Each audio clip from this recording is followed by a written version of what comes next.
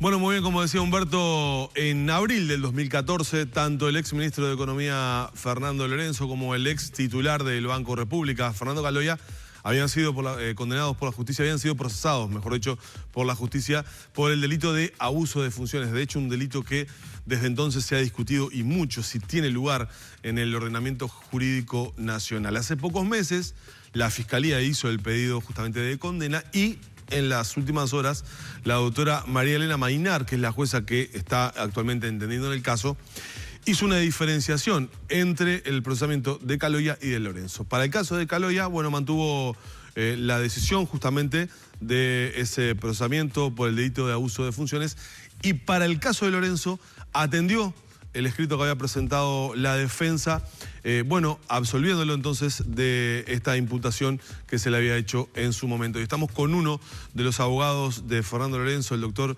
Mario Spangenberg, quien junto a Amadeo Tati han estado trabajando en el caso. Gracias por acompañarnos esta mañana. No, por favor, un gusto, muy buenos días. Resumen muy breve y apretado de lo que sucedió desde el 2014 a la fecha. Recordemos a la gente que los procesamientos de Lorenzo y de Caloia estaban enmarcados dentro del otorgamiento del aval a la empresa española Cosmo para presentarse a la subasta en el caso de Pluna. Básicamente, la doctora María Elena Maynard, ¿qué dice en el caso del defendido de ustedes? ¿Por qué lo exculpa? Lo que sostiene la sentencia que se dio a conocer ayer, básicamente refiere en la situación de Fernando Lorenzo a tres aristas que son fundamentales en lo que hace a la adecuación típica de una conducta al delito de abuso de funciones o no. La primera de ellas es que la inquietud del ministro de Economía manifestada en esa llamada telefónica tan debatida a lo largo del proceso jamás pudo erigirse en un aval o garantía del Ministerio de Economía, en consecuencia que no comprometía al Ministerio de Economía como tal. El segundo orden de razonamiento es que ninguno de los verbos nucleares, es decir, de las exigencias típicas del delito de abuso de funciones, había sido conjugado por Fernando Lorenzo, es decir, que ni ordenó ni pudo haber ordenado la concesión del aval, en definitiva, el acto arbitrario que imputa la sentencia, sí, y menos aún que pudo haberlo cometido por cuanto no estaba dentro de su ámbito de competencia. Y finalmente hay un tercer argumento que de algún modo viene no solo a acompañar esto, sino a redondear la línea argumental esbozada por la sentencia en el día de ayer, que es que uno de los requisitos naturales y obvios de la figura de abuso de funciones es que para abusar de una autoridad es preciso, en primer término, tener esa autoridad. Si yo no tengo la autoridad de realizar algo, mal puedo darle un mal uso o un uso indebido a esa autoridad. En este caso, el titular de Economía no tenía la autoridad sobre el Banco República. No tenía la autoridad ni para ordenar ni para conceder un aval. Esto fue el 4 de abril del 2014 que se dicta el procesamiento de Lorenzo y de Caloia. Tuvieron una conducta distinta ese mismo mediodía. Lorenzo, cuando sale de la sede, dice que él no iba a apelar la decisión de la justicia. Cabe recordar que fue un Fernando Lorenzo que en su momento compareció ante la justicia sin fueros parlamentarios, porque en ese momento tenía los fueros. Esto es una salvedad que hay que hacerla, digo, por estas épocas donde estamos hablando de temas de fueros y de personalidades políticas que tienen que afrontar instancias judiciales. Dice que no va a apelar la decisión.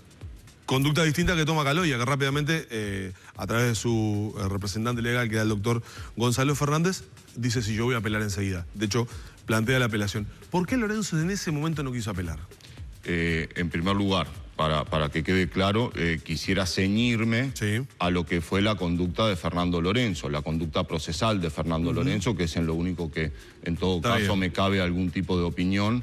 Y eso no quiere decir que sea en contraste con... No, está bien. Yo lo marco, digamos, para ver diferencias procesales o caminos distintos que han tomado en un caso y en otro, ¿no? Desde el primer momento que asumimos la defensa del economista Lorenzo, nos manifestó que su intención era, en primer término, no ampararse en la facultad de declarar por escrito, sino de concurrir personalmente a dar las explicaciones que se requirieran por parte de la sede o por parte del Ministerio Público, que si el fiscal del momento le requería el procesamiento, él iba a comparecer no siendo el ministro de Economía, sin ampararse en ningún tipo de privilegio procesal o prerrogativa procesal al respecto, y efectivamente así lo hizo.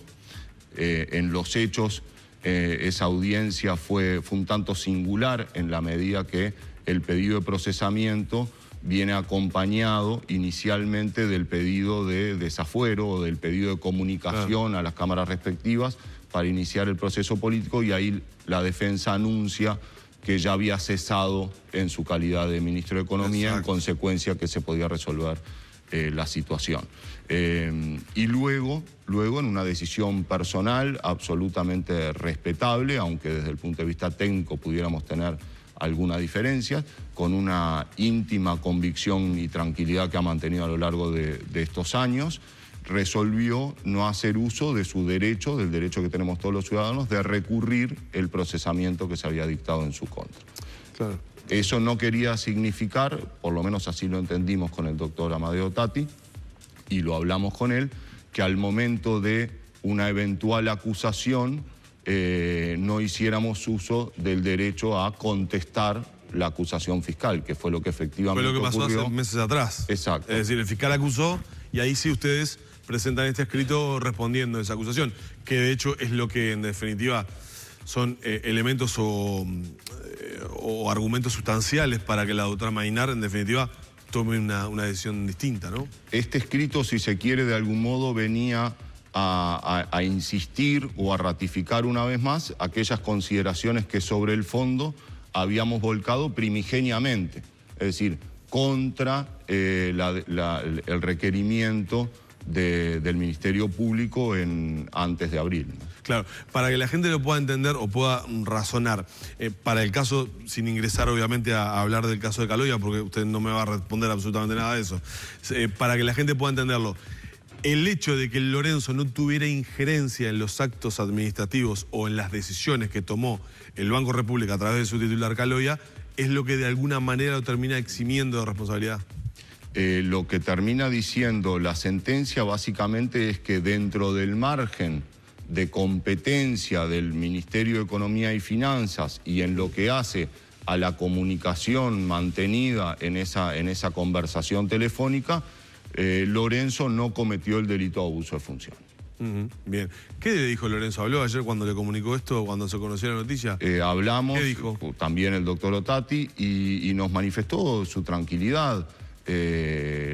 Tranquilidad que dicho sea de paso, aún en los momentos más duros, mantuvo incólume y no la ha modificado a lo largo de estos años. Concretamente, a pesar de que han pasado el tiempo, esto fue en abril del 2014, el camino procesal que ha tenido el caso ha sido largo. Yo ayer cuando hablábamos decíamos que probablemente sea del caso judicial más sonado, o por lo menos que ha tenido mayor cantidad de repercusión mediática, si se quiere, de la situación de Pluna con los jerarcas Lorenzo y Caloya. Evidentemente tiene que haber un daño, o de alguna manera hubo un daño. ¿Hay algún tipo de pensamiento de reparación de ese daño? No he tenido oportunidad de convencerlo, ni creo que es el momento de pensarlo. Creo que esa entereza, esa hidalguía y esa tranquilidad que ha caracterizado al accionar de Lorenzo en lo procesal y por fuera de lo procesal, me llevaría a pensar que con la misma tranquilidad afrontará una decisión que le sea favorable. Bien.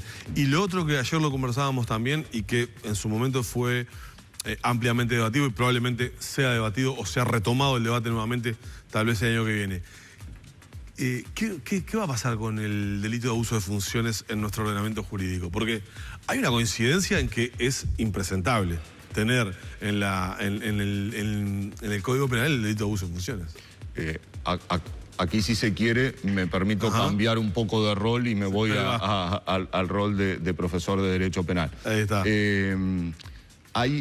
Quizás lo único que no le podamos achacar al delito de abuso de funciones es deshonestidad, porque hasta en su propio título reconoce que va a violar el principio de legalidad, que es una de las exigencias democráticas básicas de un derecho moderno. Es decir, el delito de abuso de funciones en realidad no se llama abuso de funciones. Se llama abuso genérico de funciones en casos no previstos especialmente por la ley penal. Ocurre que el principio de legalidad, pilar esencial de un Estado de Derecho moderno, exige que los delitos estén especialmente previstos en la ley penal. De modo que, salvo esa honestidad brutal que tiene en su título, todo el resto de esta figura tan maleable, tan poco acomodable con la seguridad jurídica, merece ser desechado de un ordenamiento mínimamente respetuoso de las garantías fundamentales. Claro, el tema es que aquellos que de alguna manera, desde el punto de vista político hablando, ¿no? Aquellos, porque en definitiva es el sistema político quien debe eliminarlo, aquellos que de alguna manera están sospechados de tener algún tipo de intencionalidad sobre la eliminación del delito de abuso en funciones, una vez que han escapado de esa situación incómoda, si se quiere, son los que dicen, bueno, pero hay que eliminarlo. Es una cuestión de oportunidad política. Si me permite, sí. Quizás aquí sin rigor jurídico, pero quizás desde un punto de vista humano. Yo soy un convencido de que para hacer las cosas bien siempre es un momento oportuno. No hay que mirar el tema del principio de oportunidad en este caso. Y el principio de oportunidad de actuar correctamente es en todo momento. Y no esperar quizás cuando sea más conveniente. Lo correcto hay que hacerlo de forma inmediata. Y en la vida eso funciona siempre así. Hay coincidencia absoluta en cuanto a la necesidad de eliminarlo, ¿no? Por lo menos la academia penal es casi unánime o virtualmente unánime en este sentido. Sí. Doctor, concretamente, ahora lo que queda para el caso del economista Fernando Lorenzo, una vez que la doctora Maynard se ha expedido, es eventualmente esperar si la Fiscalía, digamos, apela a esta decisión o no. ¿Cómo sigue desde el punto de vista procesal? Y desde el punto de vista procesal, como toda sentencia, las partes que se sientan agraviadas en el sentido jurídico, obviamente, o no satisfechas con un fallo judicial, pueden interponer recursos respecto de esa decisión. ¿Qué plazos tienen? Y bueno, son plazos que con la feria judicial mediante, evidentemente van a quedar para el año que viene. Claro, para el año que viene. ¿Y usted piensa que este caso, por la publicidad que ha tenido, por que los medios de comunicación desde el 2014...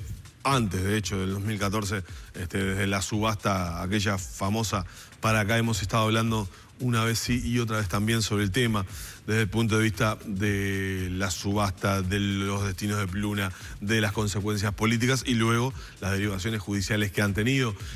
¿Usted piensa que este caso, de alguna forma, se vio impregnado de todo esto, de toda esta mediatización que tuvo?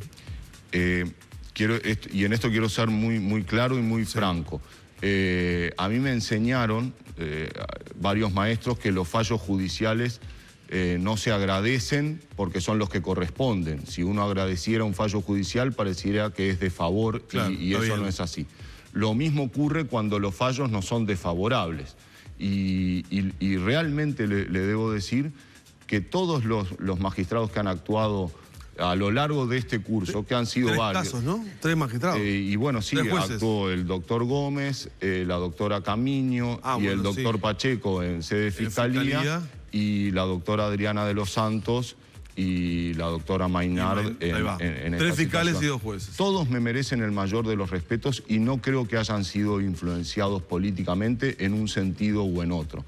Creo que la justicia uruguaya en eso podrá tener otros defectos, pero es garantía de que la política no se mete por la ventana del juzgado. Y a propósito, ¿cómo desde el punto de vista, como un experto en la materia penal y trabajando este tipo de casos, cómo ve usted las presiones que se generan sobre...? Porque presiones siempre hay, evidente, ¿no?